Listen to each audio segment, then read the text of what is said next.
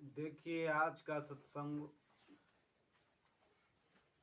श्री सद्गुरुदेव जी की कृपा से आप सभी भक्तों के बीच में होली क्या है और होली कब से मनाई जाती है, इसके बारे में सत्संग के माध्यम से आप सभी भक्तों को बताया जाएगा। देखिए, इतना तो सब जानते हैं, देखे हैं, सुने भी हैं, टीवी मोबाइल के माध्यम से, वेद शास्त्रों के माध्यम से, कि जब वो प्रहलाद जी को होलिका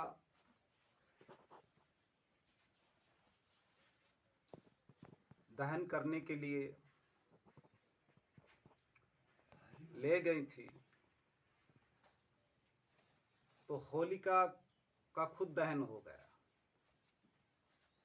प्रहलाद जी का दहन नहीं हुआ, प्रहलाद नहीं जले, जो जलाने वाली थी होलिका वो खुद जल गई। और उसी समय से होली का त्योहार मनाना चालू, तो खुशियां आ गई। होली खुशी का त्योहार है। ठीक उसी तरह जब हमारे अंदर के विकार, बुरे विचार दहन हो जाए, किसमें? अग्नि में। होलिका ने प्रहलाद को अग्नि के माध्यम से जलाना चाहा। होलिका को ऐसा वरदान मिला था कि जिसको आप जलाना चाहें उसे जला सकते हैं। लेकिन ये भी वरदान में भगवान ने दिया कि आप सत्य को नहीं जला सकते। सत्य खुद अग्नि है, नहीं बोलते ब्रह्माग्नि। अब अग्नि को क्या जलाएगी? जलाएगी? तो जो प्रहलाद जी हैं खुद ब्रह्ममय हो गए, अग्नि का स्वरूप बन गए। भगवान की भक्ति करते करते प्रहलाद खुद अग्नि बन गए, अग्नि में समावेश मिल गया, उनको समाहित हो गए। और जब होलिका सोची कि मैं प्रहलाद को जला सकती हूँ, तो जब प्रहलाद जी को गोद में लेके बैठी होलिका, तो प्रहलाद नहीं जले, होलिका जल गई। तो ठीक हमें भी जो हमारे शरीर के अंदर बुरे विकार विचार हैं, उनको ब्रह्माग्नि के द्वारा जला देना है। लेकिन ब्रह्माग्नि है क्या? और जब तक बुरे विचारों को नहीं जलाएंगे तो होली का त्योहार नहीं मना पाएंगे, आप खुशियां नहीं मना पाएंगे, और आपके बुरे विचार, बुरे गुण, बुरे कर्म दुर्गति को ले जाएंगे। तो हमें खुशियां मनाने से पहले खुशियां मनाने की तैयारी करना पड़ेगा। जैसे होली आ गई ना, तो सब तैयारी कर रहे हैं। तो ठीक उसी तरह जब हम अपनी तैयारी खुद करें, मन से, वचन से, कर्म से, और जो हमारे अंदर बुरे गुणे कर्म हैं वो सत्संग से हट जाएं, दुर्गुण हमारे अंदर के से हट जाएं, अच्छे गुण आ जाएं। जब अच्छे गुण आ जाएंगे, सद्गुण आ जाएंगे, तो सतमार्ग पर चलेंगे, सत्कर्म करेंगे, और जब सत्कर्म करेंगे तो कर्म पथ पे चलते चलते एक दिन ऐसा समय आएगा कि अग्नि प्रज्वलित हो जाएगी। कौन सी अग्नि? ब्रह्माग्नि। ब्रह्म कौन है इतना तो जान चुके हैं सब? नहीं जानते।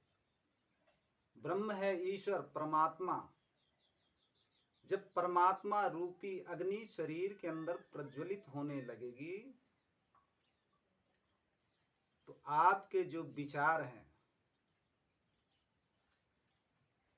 तो सब जल जाएंगे और आप होली मनाने लगेंगे, खुशियां मनाने लगेंगे।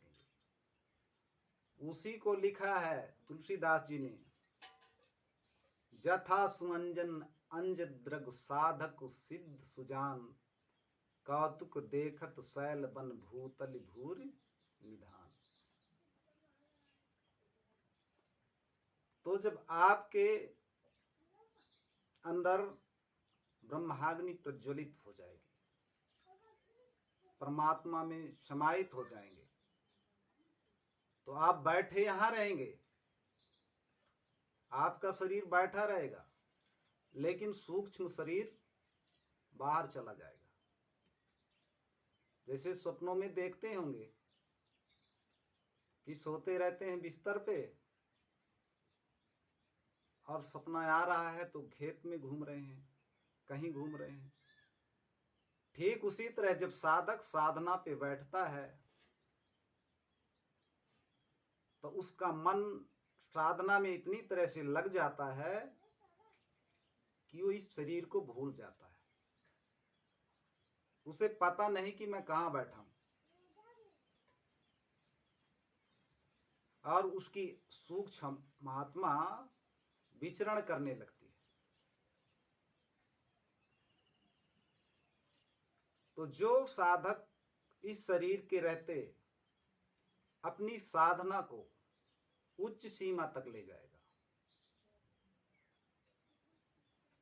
इस शरीर के रहते उच्च सीमा क्या है? परम धाम, परम गति तक, जिसे मोक्ष भी कहा जाता है। उसके लिए सदा शांति की प्राप्ति हो जाएगी।